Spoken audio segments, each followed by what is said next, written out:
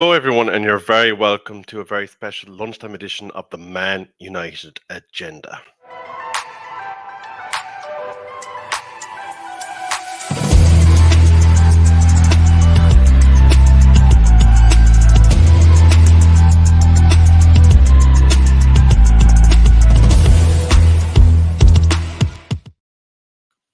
Hello, everyone, and you're very welcome to this lunchtime special on the Man United Agenda regarding the news that the Super League has reared its ugly head. So we have quite a bit to get through, including statements from Manchester United on the Super League, rejecting it, and UEFA's reaction to the court decision this morning. I want to say hello to Vincent Bullock in the chat and Charlie. How are you doing?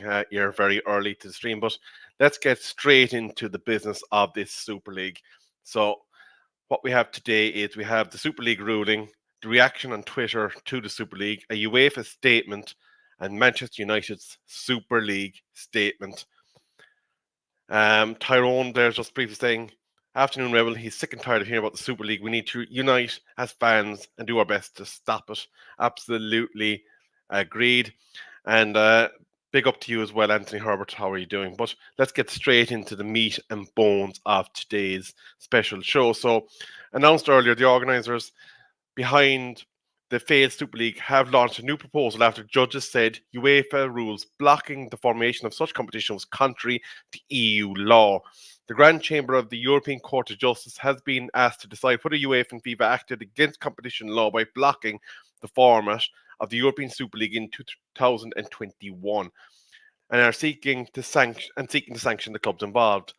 The court has now ruled that UEFA and FIFA granted prior approval for new competitions and contrary to EU law, but added that a competition may still not be approved. A release issued by the court said such rules were contrary to competition law and freedom to provide services.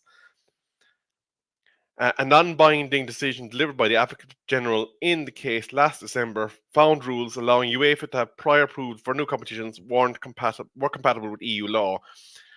The original 2021 Super League proposed was criticised for its closed format with 15 founder clubs set to be immune from relegation. Following the ruling, A22, a company formed to assist in the creation of the European Super League, released statement details of its latest concept, which includes men's and women's midweek competitions for promotion and relegation. Following the earlier ECJ ruling, A22 CEO Bernard Reichecht posted on X, formerly known as Twitter, "We have won. Hashtag right to compete. The UEFA monopoly is over. Football is free. Clubs are now free from the threat of sanction and free to determine their own futures." So essentially this morning the courts were acting in favour of the Super League. So the reaction has been quite palpable on Twitter. So Miguel Delaney tweeted, "The initial reading that this is a huge win for the ESL is misguided. The ruling basically means the rules on pre-authorization UEFA had at the time were unlawful, but they can still have those rules, and those rules have already been changed.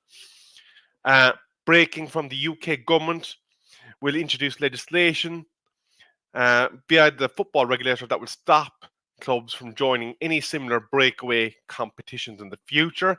Atletico de Madrid are saying the European football family does not want the European Super League. Germany, France, England, Italy, Spain, except for Real Madrid and Barcelona, etc., do not want the Super League. We are in favour of protecting the European football family, safeguarding domestic leagues, and ensuring the qualifications for European competitions is achieved through on-field performance every season." Now, Fabrizio Romano has posted the chairman of Real Madrid's statement. Now, I've only used the abridged version here, but from Real Madrid, we welcome with great satisfaction the decision taken by the Court of Justice of the European Union, which is responsible for guarding our principles, values, and freedoms. In the coming days, we will study the scope of this resolution, but I do anticipate two conclusions of great historical significance. First of all, European club football is not and will never be a monopoly again. And secondly, that from today, the clubs will be the owners of their own destiny. Clubs fully recognised our right to propose and promote European competitions that modernise our sport and attract fans from all over the world. In short, today, the Europe of freedoms has triumphed again, and today soccer and its fans have also triumphed. So, obviously, having a vested interest in the European Super League, Florento Perez is saying that this is a win for football. Quickly there, just in the comments, Vincent is telling me it's only Barcelona and Real Madrid that were still in favour of the Super League. Good luck with that, because it ain't going to happen. We don't want it. Jarl is saying if the club says no way, they must have since they own a club.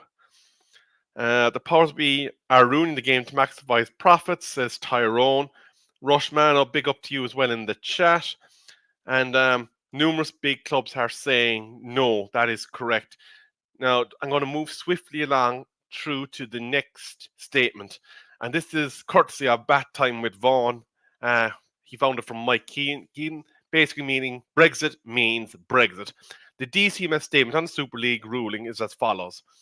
We note the decision by the European Court of Justice judgment with regard to the European Super League. The attempt to create a breakaway competition was a defining moment in European football and was universally condemned by fans, clubs, and the government.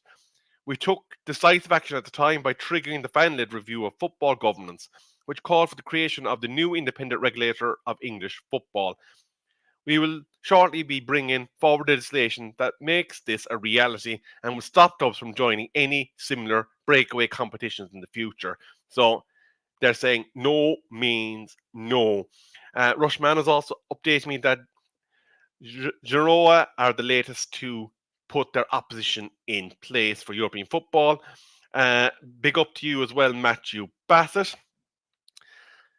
Now, I know I'm flying through these slides, but please do get your comments on your thoughts on the Super League in the chat. Please do like, share, and subscribe. We do appreciate all your support here on the Man United agenda. So, the new format was announced by the European Super League following their victory in court this morning. And for those that are interested, it is as follows. There's going to be 3 competitions created under the umbrella: Star, Gold, and Blue. Star being the top of the football pyramid, which will involve 16 clubs split into 2 groups of 8, playing a minimum of 14 games in their league stage before going to a knockout round.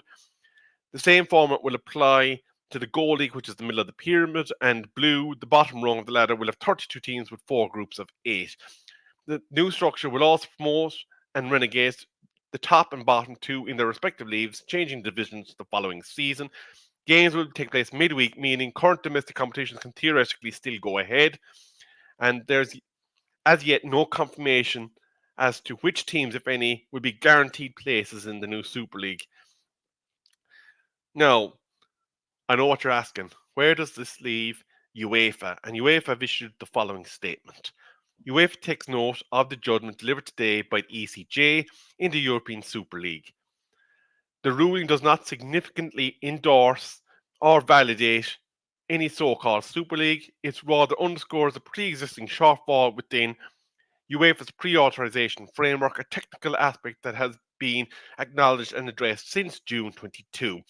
UEFA is confident that the robustness of its new rules, and specifically those that comply with all relevant European laws and regulations. UEFA remains absolute in its commitment to uphold European football pyramid, ensuring that it continues to serve the broader interests of society and will continue to shape European sports model collectively with national associations, leagues, clubs, fans, players, coaches, European institutions, governments, and partners alike. We trust that the solidarity-based European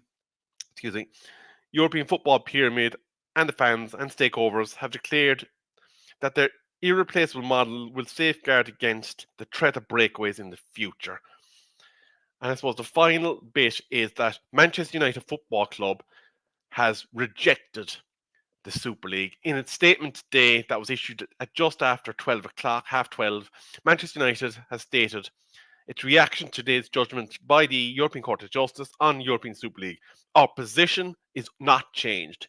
We remain fully committed to participation in UEFA competitions and to positive cooperation with UEFA Premier League and fellow clubs through the ECA. on continued development of the European game. So Manchester United firmly saying no. But here's the question I ask you. Is this what has been delaying the takeover? This now is just for your speculation and consideration. Is the pot of money that could have been available what was keeping the family that owns our club from making a decision? You can decide there. But let's go back to the comments. Anthony Herbert is telling me that it was obvious it was going to rise again. Take no notice of the rubbish. It is not going to happen, and we can enjoy the lovely game of football, and long may that continue.